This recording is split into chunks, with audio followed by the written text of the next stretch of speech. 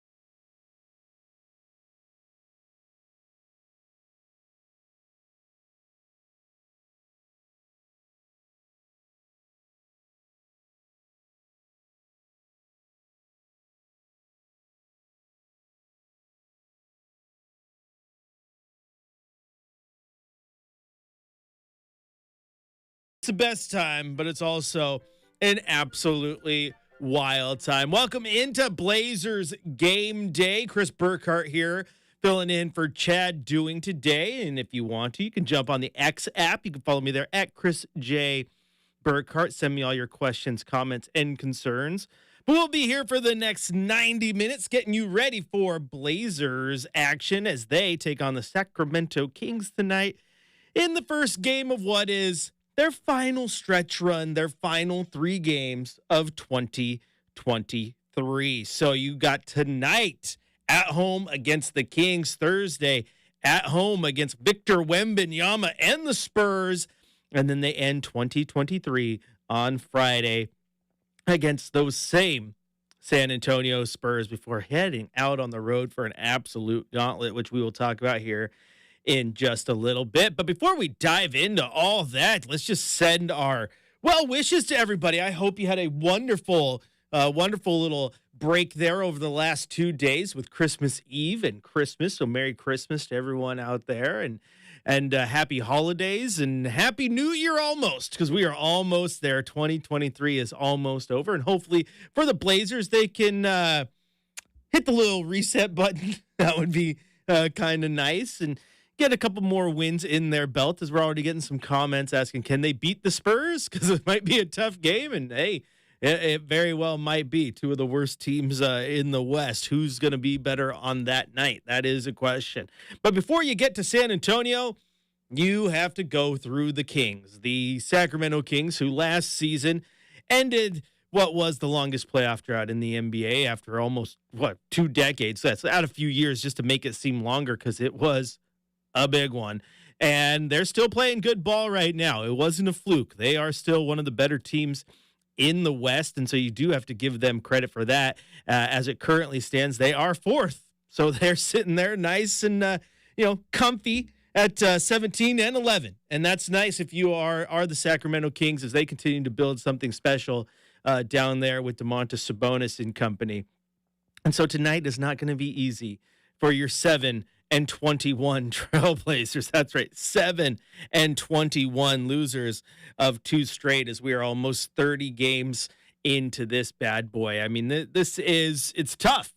It's absolutely tough. I mean, the comments in the YouTube that we get every single night, and by the way, if you want to get in on the conversation right now, head on over to youtube.com, search for Rip City Radio. You'll find us there if you haven't already. Like, share, subscribe, and you can get in on it every single afternoon with us and get the conversation going and get your comments there. But as everyone has been trying to digest over the last few weeks, is just, what is this team? And everybody fans different. And I think that's the cool part about fandom, right? I'm not going to call anyone out for, how they decide to fan. But the tough part is this was a rebuild. We knew this going into this season, that it was going to be rough. that they were going to, as I say every time I fill in, my word of the season, lumps. They were going to take their lumps, and they are taking their lumps. Wins are few and far between. I mean, I believe Chad had them at about 30 wins. Best case scenario, I put them as a 33-win team. Yeah, about that. Might have to reevaluate our expectations because this team's rough. I mean, and you can sit there all you want, and you can talk about injuries and the health of the team. I mean, Jeremy Grant was out for concussion protocol, and Scoot missed a handful of games, and Malcolm Brogdon missed a handful of games, and Anthony Simons missed much of the season to this point. But every team has dealt with injuries at some point, and you have to figure out a way to get through them. The biggest thing for this Blazer team is, do they continue to grow? Do they continue to show signs that they are getting better in the areas that you want them to? And for the longest time, defense, right? That has been the focus point. And everyone can look at that and go, yeah, they're getting better on the defensive end. That's exactly what you want from this team. Things are looking good.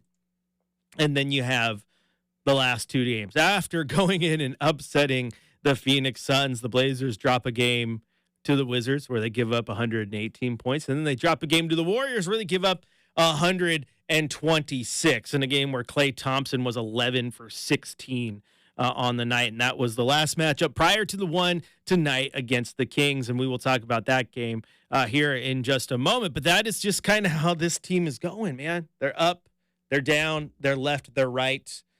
I mean, it's what's going on. What's going on? You can't really put your thumb on it. All you know is that things will hopefully get better. And in the long run, that is, does Scoot develop? Does Shea pop? Does this? I mean, there's so many questions, and that's the rough part. I've said this before to Chad, and I've said it to you before as well. It is the tough part here is that for the first time in a decade plus, there are very, very hard questions to answer, some of which might not have answers right now. It's going to take time. It's going to take time. And hopefully it doesn't take long, though, because this is why Chad and I completely differ on this, by the way. So kudos to Chad. This is why I don't like tanking in the first place, right? I think if you tank, you run a very, very, very fine line of messing it up in a very, very bad way. Okay. Now you had Philadelphia, who did this whole trust the process thing for years. Trust the process, trust the process, trust the process.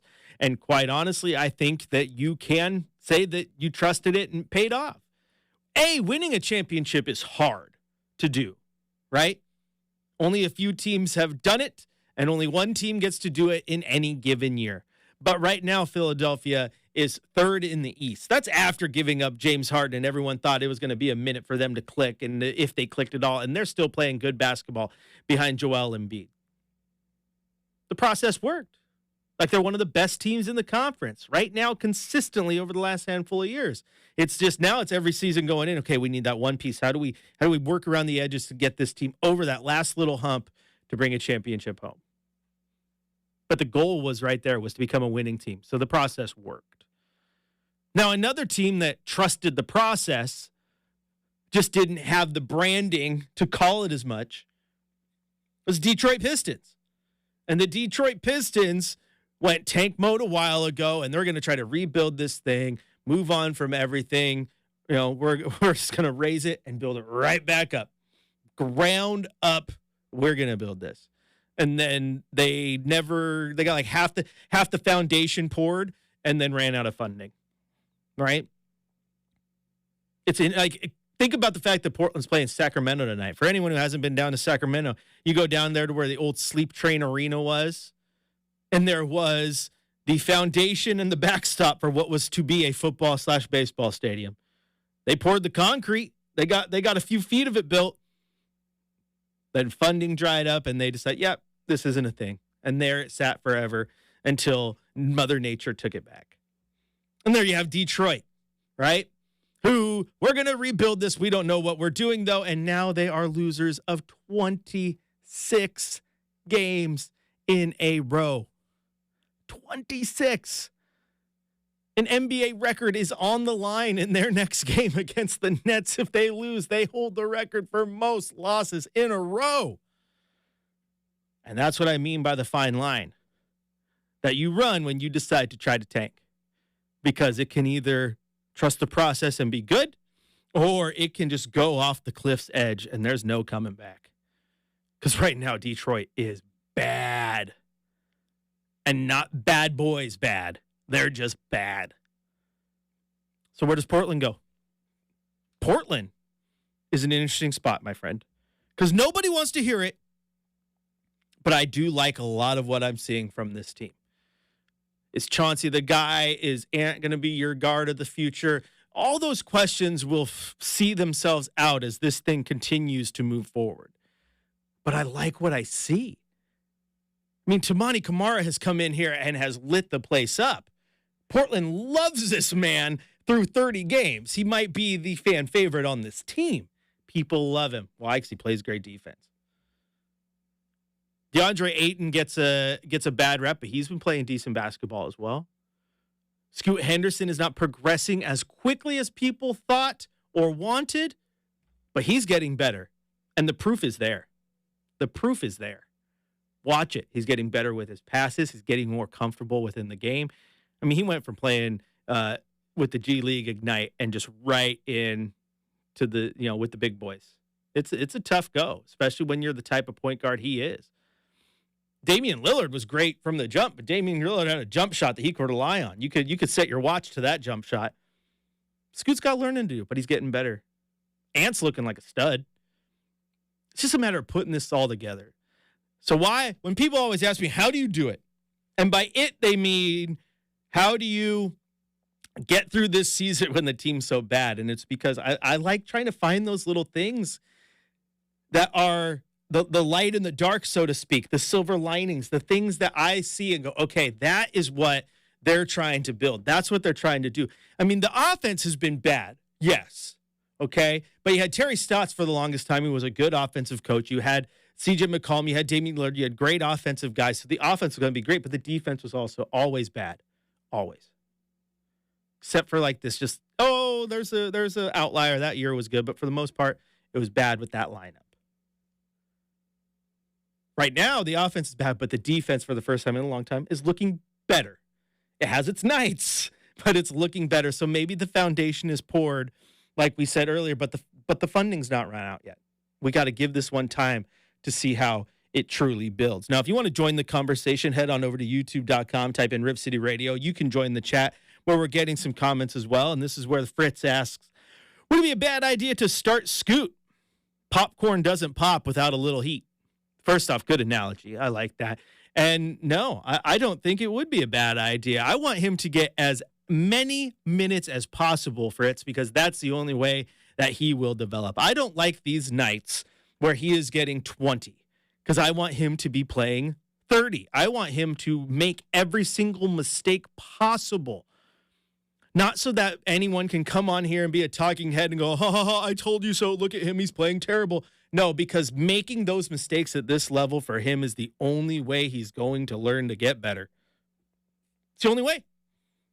It's like all you naysayers hating on Brock Purdy because he threw 4 interceptions against the Ravens last night. This was his chance to solidify the MVP and put all the naysayers to bed. The dude is in the end of, he's basically played a year and a half in the NFL, was the last pick in the draft with no expectations. And when a guy with no expectations plays bad, all of a sudden it's the worst thing ever. Like Brett Favre never had games where he just pooped the bed and threw a ton of interceptions. Yeah, he does hold a record for most interceptions, I believe. So, yeah, even great quarterbacks have bad games. But you have to have those bad games to learn from them. You absolutely have to. I mean, if Dame never took a 3/4 court shot or a half court shot or did Dame range, whatever you want to call it, he wouldn't know he had the range. You got to do these things to learn, right? So I'm with you. Pop the popcorn, man. Get him out there. Play him as many minutes as possible. Shea was out there playing 40 a night to start the season. Give me 40 a night of Scoot. If he fouls out, he fouls out. Let him learn. You look at the game last time out against Golden State, where Golden State just dominated that thing. Scoot Henderson played 23 minutes. Chauncey relied on the starter. Simons, 34. Brogdon, 37. 8-29. Well, again, he's not going to play 8 in spot, but you get the point. Get him out there. I'm with you, Fritz. Put it in the microwave, set it on the popcorn setting, and enjoy it once it's popped.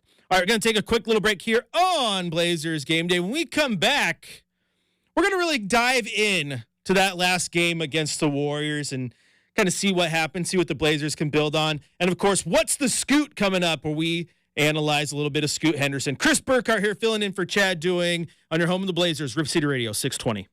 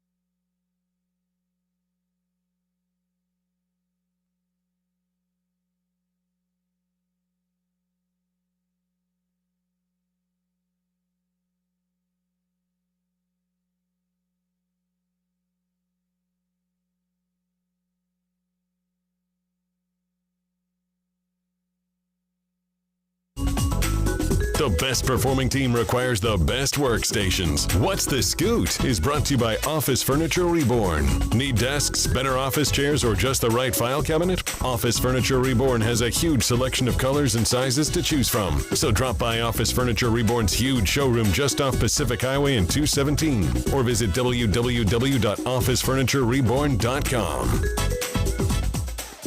Alrighty, welcome back into Blazers Game Day. Chris Burkhardt here filling in for Chad Doing. And it is time for What's the Scoop, where we look at how the Blazers' young rookie is doing. Now, again, he had high expectations coming in as the third overall pick. And later this week, you will get to watch him take on Victor Wembanyama and the Spurs.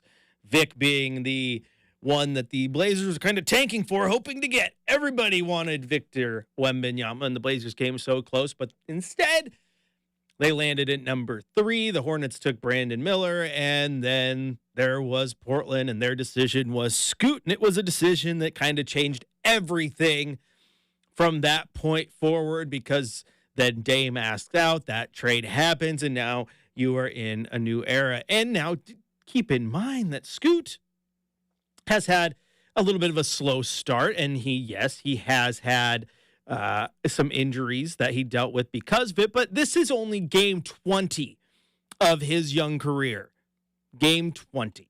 So it's going to take time. It's not as if he has a ton of them under his belt. There has been 29 games up to this point, and this is just 20 for him. He's averaging 10 points, 2.7 rebounds, 4.1 assists, which honestly, if you look back and see historically how some point guards have done in their rookie year at 19 years old, it's pretty on par with some really good point guards. The thing is, over the last handful of games, I think he's really started to play well. The last 2 games, he had 12 points against Golden State, but he did end up hitting a couple 3-pointers, which was really nice to see because you don't get a ton of those from him. Shot 44% from the floor, and then he did have the 14-point performance last time the team played Golden State as well. So he's starting to have games, but then he also has those little clunkers, right? Because against Washington, it was an 0 for 5 night. He had just 4 points. Things didn't look great for the young Blazer guard, but he's still learning. He is still learning. I'm starting to see just a lot of those little things. The biggest thing really is the fact that the game is just slowly starting to slow down for him. You're starting to see him just act just a little more in control, a little more comfortable on the court, especially compared to the start of the season. So those are things that he's going to continue to build on. And as it was commented in the YouTube comments, like, don't you want to, cook your popcorn, right? Can't pop unless you heat it, which I love. It's a great analogy. So shout out to Fritz for popping that one off. No pun intended. But I like it because I want to see him on the court. I think that's the only way to get better. That is the only way to get better, is to get on the court. If you're going to sit on the bench, you're not going to get better. If you're going to play with the second unit, I want to give him minutes against the first unit, right? See what he does.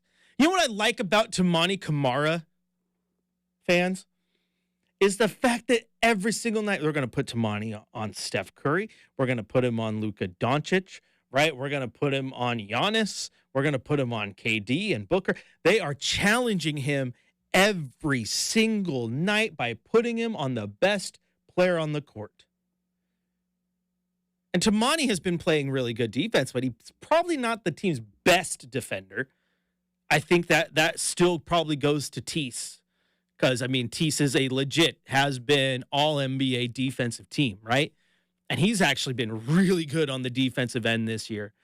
And he deserves a ton of credit for being relegated to the bench after, Toumani took that position from him. But they put Toumani out there, and he's playing really, really good defense. And they said, we are going to test you, young buck. We are going to test you. The best player on that team, I want you manned up on him, and we are going to throw you into the fire. If you get beat by Luka, you get beat. You get beat by Steph, you get beat. But you know what? You're going to learn how to guard these guys. And he's doing it. So I want to see that with Scoot, too. Let him go out there. Put him in the starting unit. Let him go against the De'Aaron Foxes and the Steph Currys and the Damian Lillards, right? Let him have to play against the best. The tough part about that is the fact that when Shea's healthy, he's playing well enough that it's hard to take him out. Ant's playing incredible, so it's hard to take him out. And because Toumani has been so good at the 3, it's not like you can move him out and go with that small ball 3-guard lineup, right?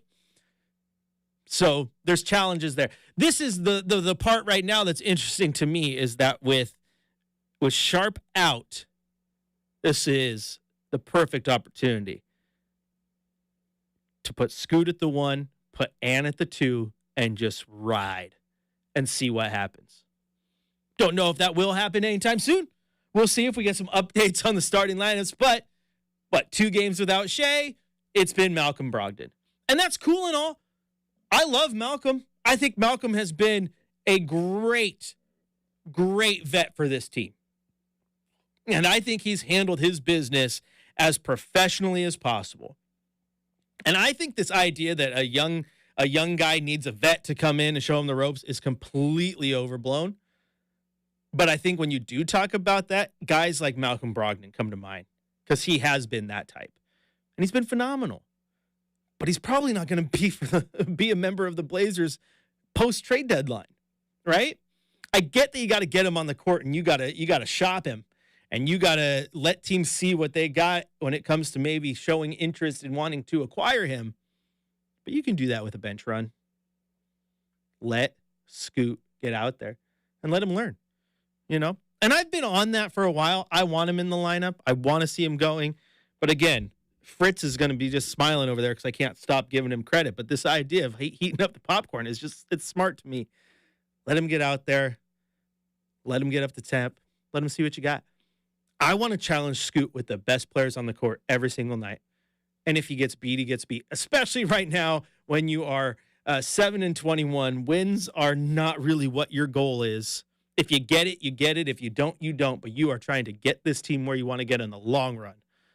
And you do that by getting Scoot Henderson on the court. Plain and simple. Plain and simple. All right, going to take a quick break here on Blazers Game Day. When we return, it's time for the Coach's Corner. We're going to hear from Coach Billups following that loss to Golden State just a few days ago. And again, analyze that game a little bit to see if there's anything we can take from it despite the loss as they head to play the other team from the air quotes Bay Area, the Sacramento Kings. Chris Burkhardt here filling in for Chad Doing on your home of the Blazers, Rip City Radio 620.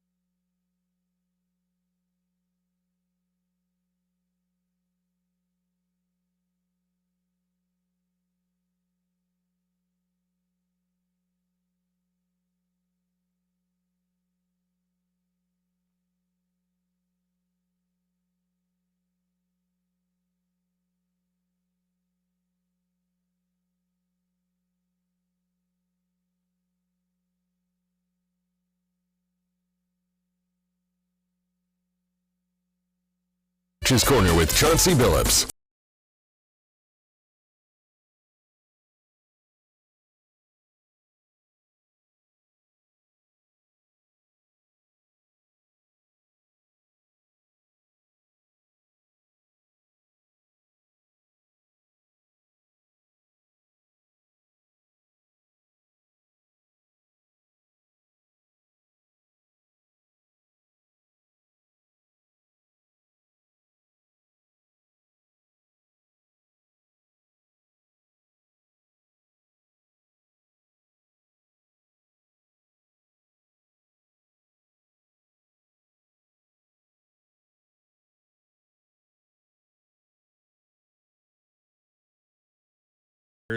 Versus Kings. But before we do, let's go down to the Bay Area from earlier this week. It's actually on Saturday, right before Christmas Eve, where the Blazers took on the Golden State Warriors. Now, tried as they may, they couldn't get the job done as the Warriors picked up the 126-106 victory over your Portland Trail Blazers. And after the game, this is what Coach Billups had to say. You know, we got off to a really good start, which is something that we've struggled with for a while, but I thought we did a really good job defensively early on, scrambling, kind of getting around, and had a pretty good first quarter, you know, until the last, I think it was about 2.5 minutes, we gave up 3 offensive rebounds, and it just changed the game. You know, it really changed the game for us. In the second quarter, we turned it over a little bit, but we just, you know, they just kicked our butt so bad on the rebounds. And it's tough to, you know, you play a pretty good possession of defense and then don't come up with the deflating plays. But even, you know, all rebounds, offensive rebounds, I mean, they took it to us. They really did, and there's nothing that you can really do about that. I mean, we get 30 rebounds for the game. They get basically 50. And it's tough to absorb that. You and I talked about getting off to fast starts before the game. You said it starts with defense. Is that what you saw in the first quarter tonight? It was. I thought we did a really good job of locking into what we was trying to do defensively, which did. It got us off to a good start. And we just couldn't sustain. You know, we couldn't sustain that team. They just kept wearing on you, kept getting rebounds, kept getting putbacks. And it was just, it was tough. And then we did we turned them over, I think, 13 times at the half, but only for 7 points, you know. So we got to do a better job, but when we do get turnovers, we got to be able to convert. You know, those are big opportunities for us, and also it's a deflating play for them. So it wasn't our best night. Hey, Coach. Scoot had 3 steals tonight. Obviously took turns guarding some pretty dynamic guards. What do you think his potential is on the defensive end? Oh, I think he's going to be, when he learns, you know, how aggressive he could be at different points of the game. He's an aggressive defender. He's a tenacious defender. He's going to be an elite defender in this league. But that takes a while because, one, he's playing against most of these players for the first time in his life. It takes a while to kind of understand what this guy wants to do, what this guy wants to do. It's even harder now because we switch so much, so you can't just key in on, you know, Steph and Clay, it's the 4-man, it's, you know, everybody. So his potential is very, very high on the defensive end. All right, there you hear Coach Billups following the matchup down at Golden State. And that was the kind of, you know, short story of what happened. They did what they hadn't done in forever, and that was started the game fast. It'd been my keys to the game for how many games in a row? Every time Chad's like, hey, Burkhardt, what's your key to the game? I'm like, just start fast for goodness sake. Stop having to use the third and fourth quarter to mount these, 18, 19, 20-point comebacks. Just come out strong. And they did. They did against Golden State, led by 11 early. They were up 30-23 after the first quarter. And then in the second quarter, the Golden State Warriors did Golden State Warrior things. 34 points to the Blazers 16. rough. And it just didn't get any better from there. Now, the Blazers' third quarter was good. They had 31 points, so they showed that they could get it going, but the deficit was already too much. And then the Warriors grabbed that victory, 126-106. And despite the fact that the team has been better defensively for stretches this season, this game was not one of them. I mean, Steph Curry, 11 of 18, and his counterpart, Klay Thompson, his buddy, 11 of 16. It's not great. They combined for 55 points. I mean, it's good to see Klay back. It's good to see him hitting shots after struggling for so long. It's not nice to see it happen against the Blazers. So the Warriors are starting to find themselves without Draymond, which is interesting. That's very interesting. And as the comments pointed out after the game on the fifth quarter, like, Scoot was the number 3 overall pick, and here he is coming off the bench, as where the Warriors are starting the 19th pick, Podziemski. He went out there and he had 15 points, 7 to 12 shooting, played pretty well. Why isn't Scoot getting that treatment? And that's something, again, that we're gonna talk about probably all season long until he's handed the keys. And at this point, it might not be until post-trade deadline, because Malcolm Brogdon and Shaedon Sharpe, and if that, maybe it's next season. I don't know. But the short of it is, I want to see him in the starting lineup. I really do. And if he goes out there and he just gets beat up, he gets beat up. He has to be thrown to the fire to be forged, right? You have to get him into these situations. It's good to see that he's growing right now, but he's playing a lot of second unit minutes. It's just not the same. Okay, I want to see him grow. I know we all do. I want Scoot to be great. I don't want him to be a bench player. He's the 3rd overall pick. You got to find a way to play him. And this is the tough part, again, that Chad and I talked about, is just like, what happens in the long run? What happens in the long run for the Blazers? Because you have 3 really good guards. Well, you have one really, really good guard. One guard who has definitely shown the flashes of his greatness, and one guard that you hope is great. And if all 3 of them are great, there's only 2 spots for the guards in the starting lineup. What are you going to do? What are you going to do? You going to trade Scoot? You going to trade the 3rd overall pick? You going to trade Ant, who's been playing well? Like, what are you going to do? I don't know the answer. I don't know the answer at all. All I know is that the team is in a precarious situation where they may be facing some of the same questions that they had faced in years past. Guard-heavy lineup. 3 really good ones. What do you do? What do you do? Now, Ant took a minute to develop and took a minute to get his time on the hardwood. He also wasn't the 3rd overall pick. There are certain expectations when you're taking that high. I'll tell you this much, though. What I love about Scoot is I think you could tell that he doesn't listen to any noise. Like, he just goes out there and hoops and wants to get better every single day. When he speaks like a leader. That's what I like. Chauncey talked the other night about the team not having any alphas. I think you have one in the making. It's just a matter of getting comfortable within that lineup to say, okay, I can speak up now. I'm going to start telling you how it is. I'm going to be the leader of this team. Not a lot of rookies do that on day one. So that one's going to take time. But when he does, I think you're in a good spot. I think you're in a good spot with him. I just really want to see the night where he has, 26 points, 12 assists, 5-6 rebounds, shot the ball efficiently, and you are like, that was the moment that Scoot Henderson asserted himself and welcomed the NBA to the Scoot era, right?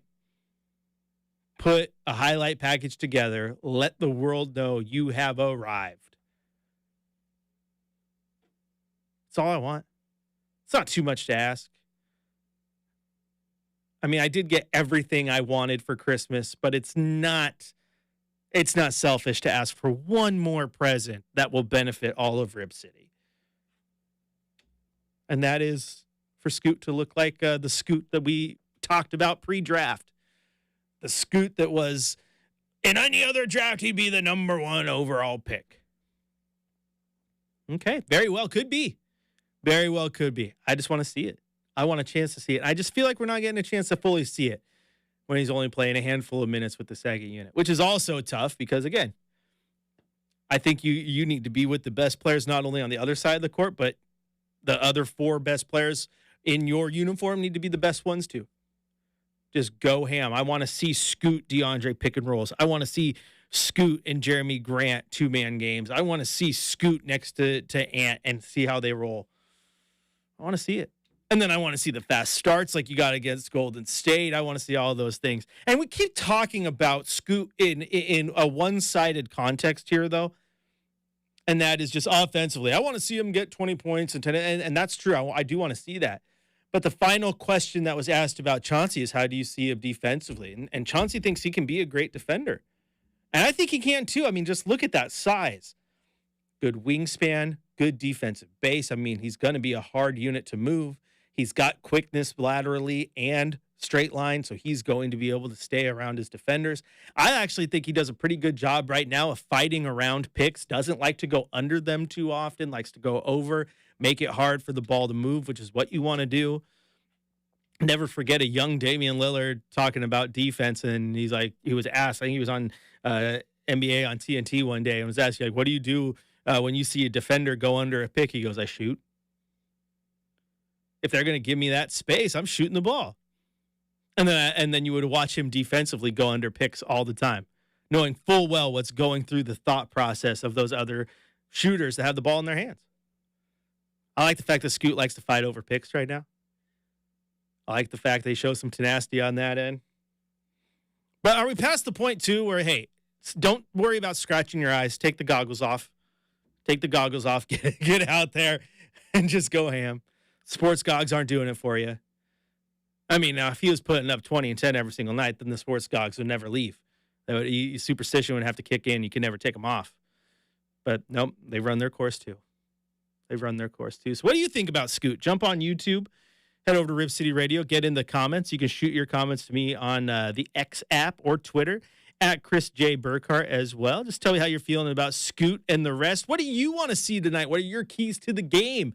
Etc., etc., etc. Put them in the comments, and we'll talk about them on Blazers Game Day as we get you ready for Blazers versus Kings tonight at Moda Center. We will take a quick break here on the pregame show. When we come back, it's time for the Game Day scoreboard. Get you caught up on some scores around the NBA and a couple other sports as you got some bowl game action going on right now as well. And we'll take a look at the Sacramento Kings team to see what's in store for the Blazers tonight. Chris Burkhardt here filling in for Chad Doing on your home of the Blazers, Rip City Radio 620.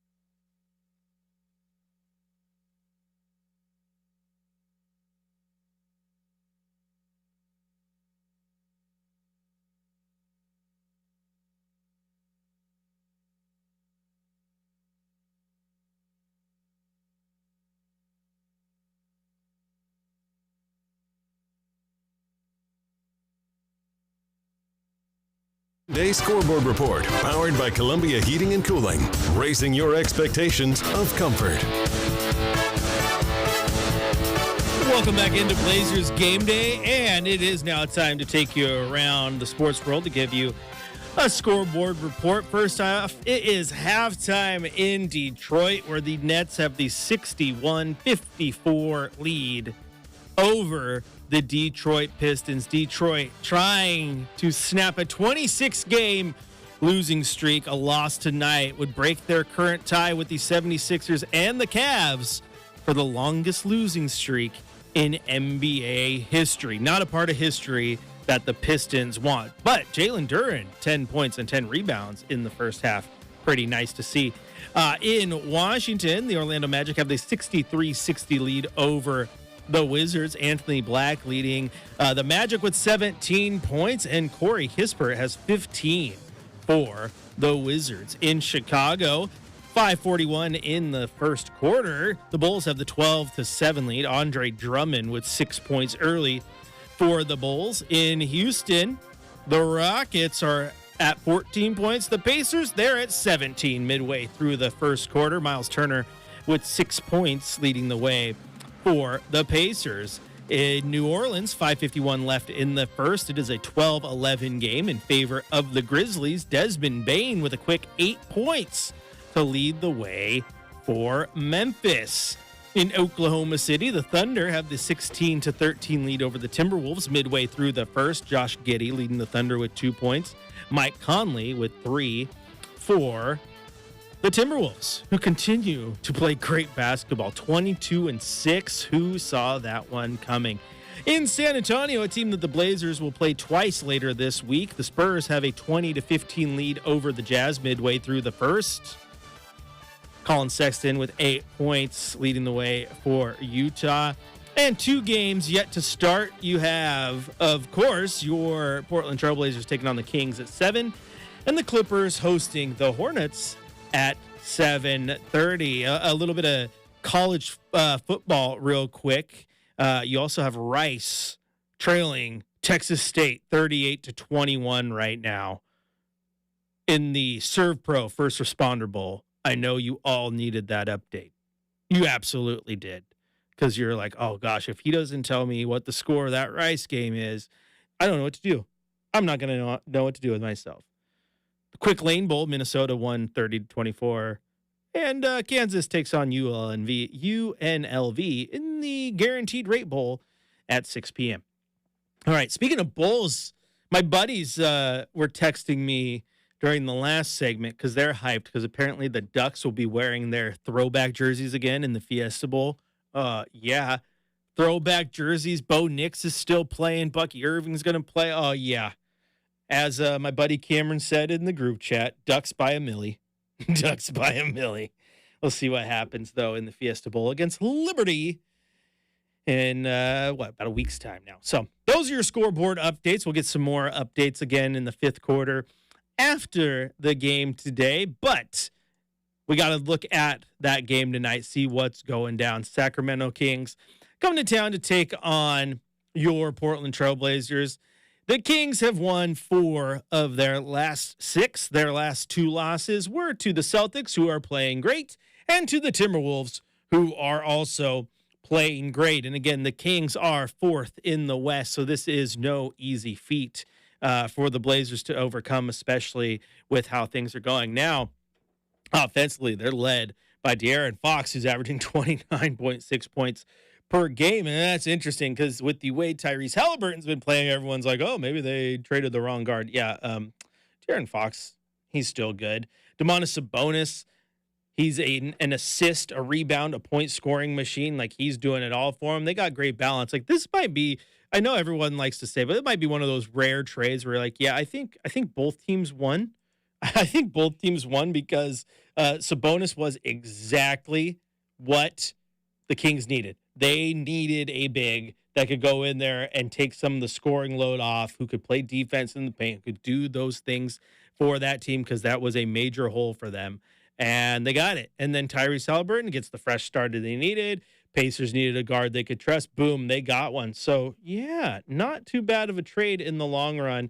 And it is nice to see the Kings actually, playing well again, to know that maybe last season wasn't just a flash in the pan, that maybe they are building something special there in the long run, which I think you love to see. You don't have to be a Kings fan to enjoy that, just a basketball fan to understand the trials and tribulations that the Kings have gone through over the years. Nice to see that they're playing well. Now again, De'Aaron Fox, He's been tearing it up over his last 4 games. He's 30 points, 29 points, 23 points, and then a 27-point game against Minnesota, 6, 3, 7, and 6 assists respectively, and shooting the worst shooting game he had in that stretch was a 44% night against Minnesota. So he's playing incredible ball, continues to be one of the harder point guards to guard in this game because he's so darn quick. And you pair that with the way DeMontis has been playing. You pair that with the way Keegan Murray, brother of Blazers rookie Chris Murray, has been playing. And they got a good lineup, a one that's really tough to guard, a really tough to stay in front of. Of course, Malik Monk is on that team as well, and he's coming off the bench playing well. But Harrison Barnes continues to be just a solid forward in this league, a guy who was, I feel like that name was one that had been linked to the Blazers for like the last 3 decades, even though he wasn't, in the league 3 decades ago, but you get what I'm saying. And then you got, of course, Order, who's been shooting lights out, helping my fantasy team win a couple games. They got a good lineup, man. Really good lineup. Maybe this is a night, though, that I would love to see Chauncey do what he did earlier in the season and get Chris on the floor.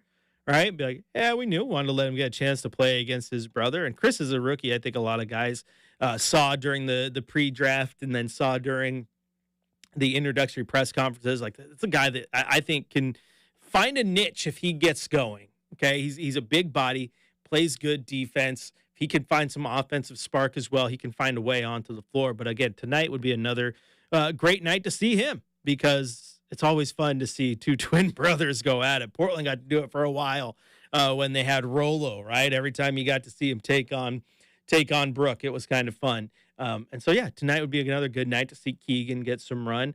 How do you beat this Sacramento team, though, is interesting. This could be the type of night, quite honestly, that it could be the night, quite honestly, that maybe Scoot gets a chance to get going, because Scoot likes to move, right? And this Kings team likes to push tempo. So maybe this is the type of night that you let Scoot get out there and you say fight fire with fire, right? Fight tempo with tempo. We're not going to try to do the opposite and slow this thing down. We're going to say, okay, that's what you're going to bring. We're going to bring it too, and we're going to try to do it better. I think that'd be fun. Get him going, get Ant going, get Kamari out running as well, because we know he can. That might be the way for the Blazers to upset the Kings tonight. Beat them at their own game. I think that would be nice. It's a good way of attacking it. Regardless, I think the Blazers would benefit from going out and setting a tone that makes Mike Brown and company adjust to them.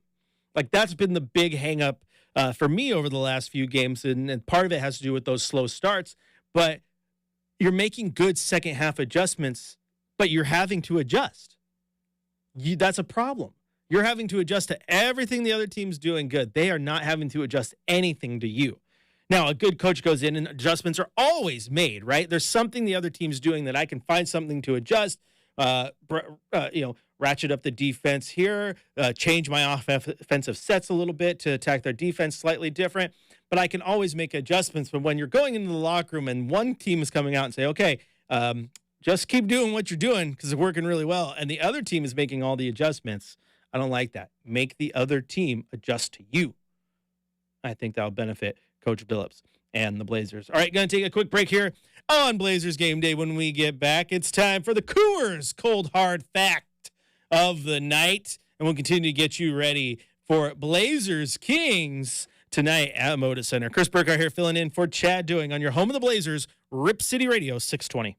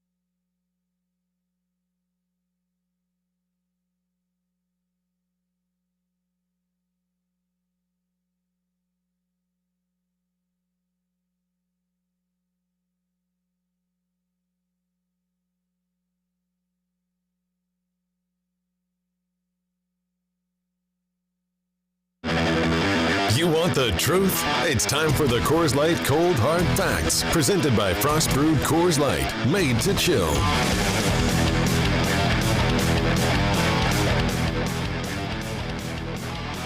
Welcome back into Blazers Game Day, and it is time for the Coors Cold Hard Fact. And it's simple. It's simple. This team is going to continue to struggle. It's going to continue to have its ups and its downs. The best way to enjoy it is just to find those little things, to understand that I know losing is tough, but this season is not about winning. It's about developing. And I do think that this team is slowly starting to develop an identity and a style of play that we can like. The identity early on was that they were always going to give you a full-out effort defensively. They're going to make it hard for you to score. Teams have kind of figured them out on the defensive end, so now they got to continue to adjust. But I love it. I love the fact that we have a guy in Toumani Camara that we can watch and enjoy. It's like, that dude is playing great defense. It's so nice to see. I love him. I love the fact we have Shaedon Sharpe when healthy. He's dealing with the adductor strain at the moment. But I like that we have him and watch him grow and say, okay, that guy could be a star. And I love that you got Scoot and you can sit here and pick apart his game and see if he's developing. It's just, those are the things that you got to watch right now. Those are the things that are important.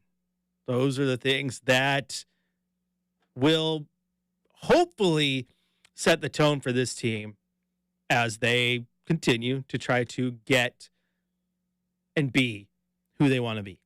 That's just the fact. That's just the fact. Can they continue to grow? I want to see it. I want to see it. Things are going to be tough, though, for the Blazers tonight as they take on the Sacramento Kings at Moda. The Kings, who are the fourth best team in the Western Conference. And it will be a little bit harder, as has been reported by Casey Holdahl following the Coach Billups press conference pregame. Both the Andre Ayton and Shaedon Sharpe are listed as out tonight. The Portland starters will be Simons, Brogdon, Camara, Grant, and Moses Brown. That is your starting five taking on the Kings tonight. So not a lot of defense in the paint to battle with Domantas Sabonis. So that's going to be interesting. Who do you throw on him? Do you throw Camara on him and give up just a little bit of size, but know that he can make it hard for him, especially since Domantas isn't the fastest laterally, and maybe Camara can force him into taking some bad shots? Or do you put Toumani on De'Aaron Fox like you've done so many games, put him out on the point guard of the best player at that moment and let him go? That's going to be real interesting, but it will be nice to see Moses Brown get a nice long run. He has definitely grown since his first stop in Portland, so that'll be nice to see. But this is also one of those situations where, like, oh, man, you could have just gone super small. Could have thrown Grant, Camara, Brogdon, Ant, and Scoot out there. Could have given Scoot that start we talked about. But no, definitely just got a little bit harder, though, with no Ayton and no Sharpe. And, of course, Sharpe had been dealing with that adductor injury, which that one's brutal. For those of you who don't know, it's not an ab.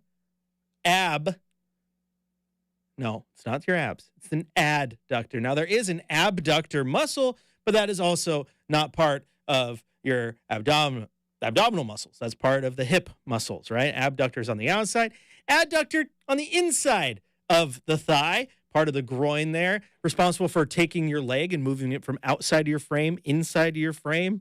Lateral movements. It's a very painful injury if you tweak it at all. It's not like you would think like a full-on like groin injury. It's part of the larger muscle structure, though. So that's a tough injury for Shea, but shouldn't sit him out too long. I would expect him at least to be back by 2024. Joke. He'll be back next year, right? I'm a dad. I get a free pass for bad dad jokes. But we'll see what happens there. But again, that means that tonight the Blazers are going to get attacked, and they're going to have to be very, very good on the defensive end, because without Sharpe and without Ayton, For all the hate that DeAndre Ayton gets, that's a guy who can go out there and give you 15 to 20 a night, and he has done that quite a few times for Portland. Shaedon Sharpe has been giving you 20 a night, so that is a big point loss for Portland. And so you got to find a way to attack and keep up with this Sacramento team that's going to push tempo and find ways to get easy buckets, right? So that's the challenge tonight. Who gets to stop? And I do think, as we said, and we'll talk about it a little bit more in our keys to the game, but I do think this is a night where you can say, okay, take the ball and just go. Run tempo, Scoot. Keep up with him. We know you like to run. We know you like to show off that athleticism. Do it. Go out there and try to beat them at their own game. And if you don't beat them at their own game, at least we tested you in a way that maybe you haven't been tested before. And I think that's what he needs. He needs to be forged in fire. Throw him to the fire. In a good way, of course. In a good way. Get him out there. Get him molded. Turn him into the guard you want him to be. Because as Chauncey Billups said last game, we don't have an alpha right now. We don't have any alphas. That's just plain and simple. We need alphas. Of course, he said that. I said last game. That was after the Wizards loss. We don't have an alpha right now. We just don't. It's the truth of the matter. And I get that. Because if you close your eyes, you're like, who is the Blazers' alpha? Think about it. Think about it. No, maybe. No. Who is it? The short answer is Ant. But is he an alpha in the sense that we want to think? Because I don't think Chauncey's talking about an alpha scorer. I think he's talking an alpha in all facets. Like, Ant is great. Ant can score buckets. But as the clock is approaching double zeros, is he doing everything he can to get the ball in his hands? You saw the situation against the Wizards where the ball went to Jeremy Grant. Ant was fine with that. Again, hate using the comparison because he's gone. He's not here anymore. He's in Milwaukee. Damian Lillard ain't allowing coach to draw up a play that gives Jeremy Grant the ball because he's an alpha. He's saying, no, I'm taking that shot. If I miss it, I'll go talk to the media and you can ask me all your questions. But I took the shot. That's my job. Where's the alpha here? Need one.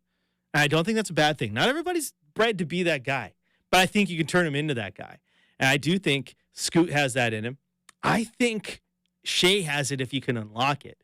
And quite honestly, I think Ant has it. He's just more of a timid player naturally, vocally at least, right? And especially when you came in and you had to play behind CJ and Dame, and it wasn't really your spot to speak up and say, hey, give me the ball. But the way he plays, you know he has it in him. And I think that was a little bit of Chauncey saying, someone needs to unlock it. We know you guys are dogs. Be an alpha. I want to see it happen. I want to see Ant take that jump and say, nope, it's me now. We're not drawing up a play to run a pick and roll to DeAndre. We're not giving the ball to Jeremy. It's my ball. Give it to me. I'm going to go win this game for us. I'm going to go win this game. Can't tell me that wouldn't be nice. Can't tell me. And you can join the comments if you want to. YouTube.com. Go to RipCityRadio.com. Well, we're starting to get a couple of comments here right now as we speak. Peter, what's he saying? I don't know what Chauncey is on, but Ant is the closest thing to Dame we have. It is. It is right now, Pete, without question. There's nobody on this roster close to that type of guy. Not even close. Ant is the closest, but even the gap there is pretty large. But I think you have to give those guys those chances, right? Ant is great, and I think he has the potential to be really, really good. This is what, I mean, he's still young. Remember that. He's still young.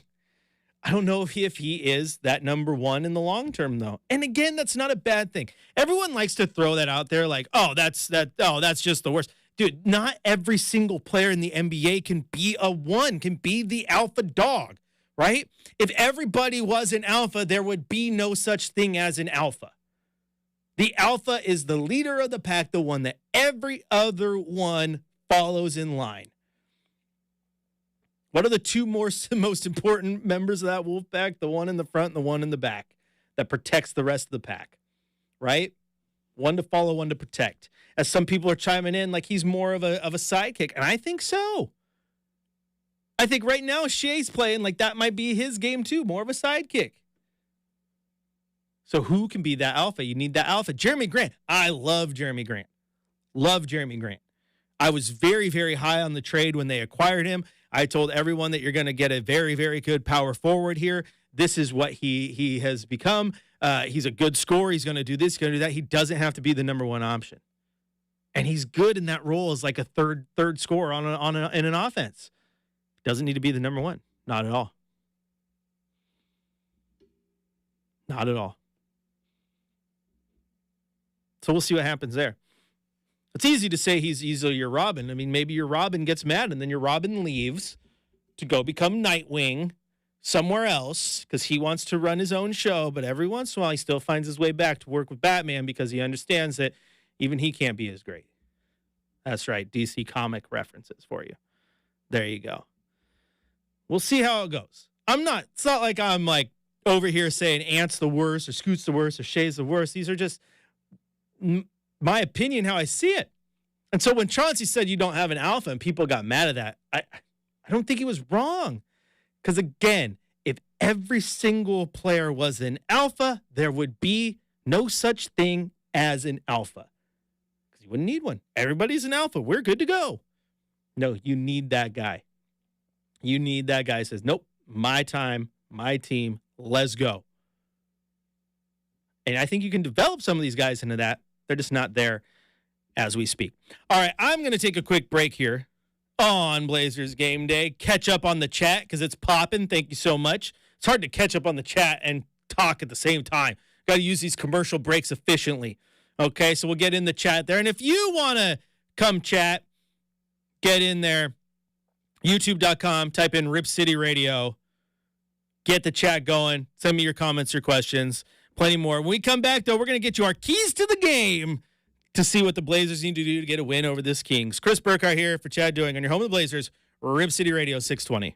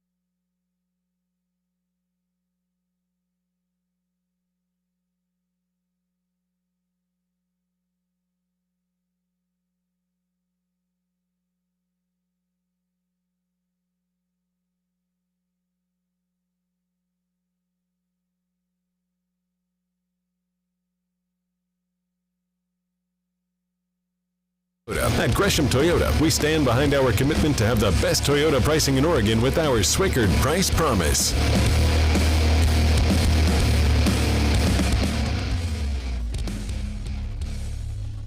Welcome back into Blazers Game Day. Chris Burkhardt here filling in for the man Chad Doing, and it is time for your keys to the game. And in this one, if you're the Blazers, you're going to want to play some real good defense. All right. I know that sounds cliche, as they say, but they're going to need it against this Sacramento team, a team that likes to get out and run, and they like to move the ball. They move the ball with the best of them, and they are top 5 in the league right now in assists per game at 28.5. To put that in perspective, at 22.4, your Blazers are dead last in that category. So defensively, they're going to have to find ways to get in those passing lanes, make those passing windows small, and knock the Kings off their game. What will help is the fact that the Blazers are currently tied with the 76ers at 8.9 steals per game, which is the best number in the NBA. So find a way to get your hands on those passes and make it hard for the Sacramento Kings to get their offense rolling. That is a key for me, absolutely. Secondarily, find a way to get the three-point ball going. I think you're going to need to find ways to score points and score them quickly. And math checks out that 3 is worth more than 2. That's pretty simple. So the three-point ball is going to have to be situationally something that you win by tonight. You know, you say you win by it, you lose by it. You're going to have to win by it tonight because you're going to have to find ways to score points. I know that sounds simple. Of course, the team who scores more points wins, Burkhardt. We get it. I know. But the Blazers offense has gone from really, really good over the last few years to really, really bad. At 108 points per game, they are the second lowest scoring offense in the league behind only the Memphis Grizzlies. And, of course, the Memphis Grizzlies, that number will improve as they continue to acclimate Ja back into that lineup. As for Sacramento, they are the 8th highest scoring team in the league at 117.5. So that is nearly a 10-point differential in points per game right there. So you got to find a way to make up for that. Find ways to get those easy buckets. Get the turnovers, get out in transition, as I've said a couple of times, and try to beat Sacramento at their own game, which is push tempo, go, go, go. And then, of course, get the 3-ball falling, because I think the 3-ball is going to be important tonight. All right, taking a look at the chat right now. Let's see. People are still talking about Batman, which is funny. If I can get the crowd going on a Batman tangent, I will quite enjoy it, as Batman is my favorite superhero, unless you are my brother and you like to poke the bear and tell me Batman's not a superhero, and then I get really angry. Then I turn into a Hulk. See? Superhero talk all the time. Now, it is interesting because Peter is making the point that Ant was a sidekick for the last 2 years. He scored 17 points. Now he's averaging 27. Shrug emoji. And I get that. Scoring a lot doesn't make you an alpha. You got to get that mentality going to, again, I'm going to take over a game. And then I think Peter kind of made up the next point, which is a good point. And that's like, look at SGA and what happened when you got a guy like Chris Paul around him. A guy who, Chris Paul, when he was at his prime, was kind of an alpha guy. He took over things. People listened when he spoke, right? And SGA has taken his game to the absolute next level. He's one of the best young players in this game, probably a top 5 player in the league. The dude is incredible, right? And a lot of that was his own hard work, but you do have to maybe credit a guy like Chris Paul for that leadership, as weird as it sounds, because I know people like to hate on Chris Paul. So maybe Malcolm Brogdon can be that guy, because Malcolm Brogdon's great. I'm not saying Portland go out and credit Chris Paul to teach Ant what to do, but at the same point, that vet can be important, and maybe that's why the team's not in a total moment where, like, we got to find a way to get rid of Brogdon, because maybe he's going to teach him a few little things along the way. But I do think he is Batman in training, if we want to make these Batman references, because he is the closest thing the team does have to an alpha. And absolutely, you're right. And he's scoring in bunches. It's just a matter of going to the next level where, again, to me, I think Alpha, and I'm like, that's a guy where the only way you're going to get the ball out of his hands is to pry it from his cold, dead fingers, right? He makes his team better, but when it comes to crunch time, he says, get on my back. I will play the role of Atlas, put the world on my shoulders. I'm going to carry you wherever you want to go. I just don't know if Ant's that yet. If he can be that, that's scary because his offensive game is amazing. Love to see it. All right, the principal Curtis Long is waiting in the wings. He's going to take over here with the Blazers pregame show. Get you ready for the Kings versus the Blazers. And, of course, when the game is over, come right back here to Rip City Radio 620 and, of course, our YouTube page for the fifth quarter with yours truly. It has been wonderful. See you after the game. And as Chad would say, show me your Blazer.